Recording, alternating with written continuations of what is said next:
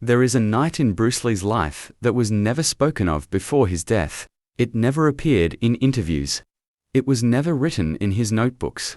No journalist ever heard about it, and yet, in the quiet corners of Hong Kong, in an abandoned temple hidden deep in the mountains, this night still exists. As a whisper. In the summer of 1973, Bruce Lee stood at the highest point of his life. The world saw him as untouchable, a man faster than thought, a body sharpened like steel. Movies, fame, influence, everything followed him. But behind closed doors, something was wrong. At night, Bruce Lee could not sleep, not because of pain in his body, but because his mind refused to rest. He felt it during training. Moments where his hands moved faster than his thoughts, yet his thoughts felt heavy. Moments where silence frightened him more than any opponent. He had mastered combat, but mastery had begun to ask questions. One night, without warning, Bruce Lee left his home. No assistants followed him. No bodyguards waited outside. He carried no bag, no weapon, no notes.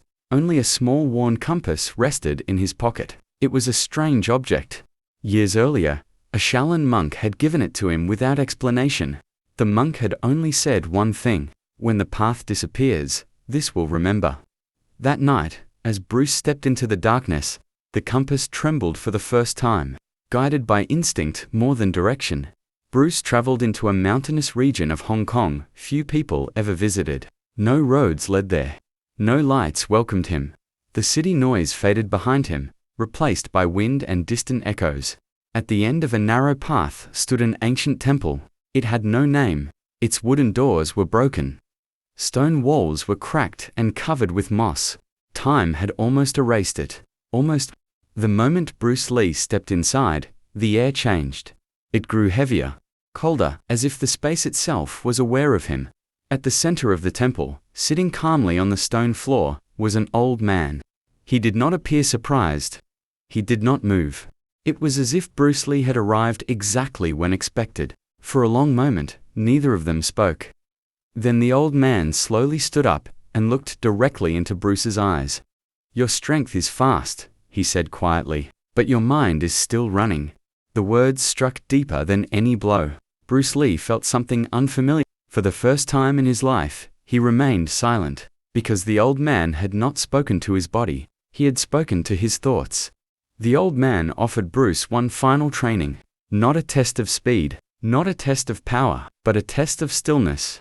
In this training, the old man said, movement is forbidden.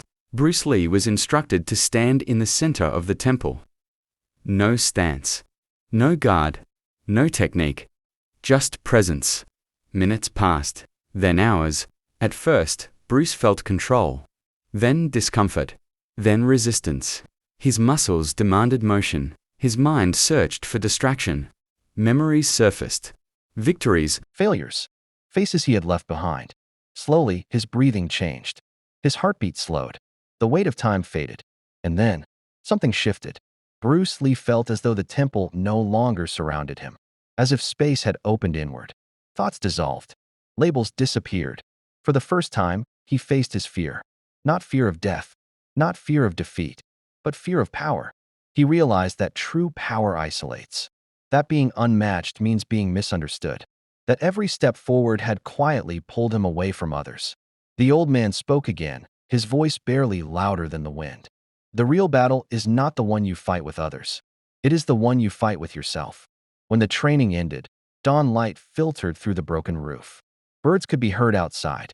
The temple was empty. The old man was gone. No footsteps. No signs. Only silence. Bruce Lee stood alone. When he returned to the world, something had changed.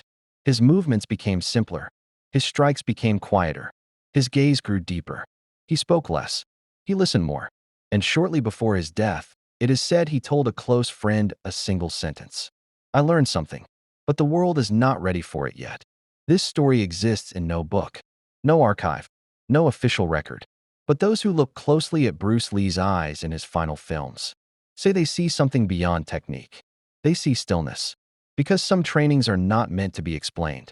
They are meant to be lived. And once lived, they are never forgotten.